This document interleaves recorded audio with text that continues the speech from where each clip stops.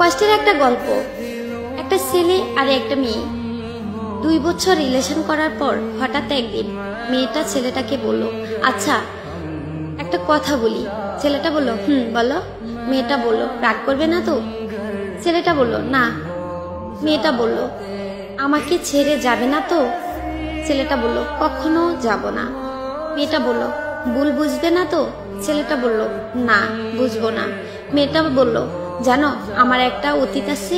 ছেলেটা বলল, কি সেটা? মেয়েটা বলল, আমাকে রেপ করা হয়েছে। ছেলেটা বলল, কি? মেয়েটা কেঁদে কেঁদে বলল, এবার তুমি আমায় খারাপ ভেবে হয়তো আমাকে ছেড়ে চলে যাবে। ছেলেটা মেয়েটাকে অনেক জোরে একটা থাপ্পড় দিল। মেয়েটা বলল, চলে যেতে পারো, আটকাবো না। এ বলে মেয়েটা কেঁদে কেঁদে চলে গেল। কিছুদিন পর হঠাৎ একদিন ছেলেটি মেয়েটিকে ফোন করলো। মেয়েটি বলল, হ্যালো। ছেলেটা বলল, একটু দেখা করবে? মেয়েটা বলল, কোথায়? ছেলেটা বলল, আমরা যেখানে দেখা করতাম। মেয়েটা বলল, আচ্ছা।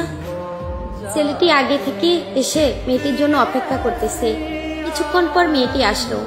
মেয়েটি বলল, কিসের জন্য আসতে বলছো? ছেলেটি বলল, চোখ বন্ধ করো। মেয়েটি বলল, কেন? ছেলেটা বলল, এত প্রশ্ন করো কেন? মেয়েটা বলল, আচ্ছা চোখ বন্ধ করলাম। ছেলেটা বলল, এবার চোখ খুলে তাকাও। মেয়ে চোখ খুলে দেখে যে ছেলের বাবা মা আসছে। মেয়ে অবাক। ছেলেটা তখন হাঁটু গেড়ে বসে মেয়েটাকে বলল, তুমি কি আমাকে বিয়ে করবে? মেয়েটা বলল, তখন ছেলেটি বলল, আমি তোমাকে ভালোবাসি, তোমার অতীতকে না। তারপর ছেলে ও মেয়ে বাবা মায়ের ইচ্ছাতে তাদের বিয়ে হয়। হ্যাঁ, এটাই সত্যিকারের ভালোবাসা। অতীত জেনেও ভালোবাসার মানুষটি ছেড়ে যায় না। আসলে এই গল্পটা শুনে বুঝতে পারলেন, সব ছেলে এক হয় না এবং তার পরিবারও না। ভালোবাসতে জানলে ভালোবাসা সুন্দর বোন, ভালোবাসো মন থেকে।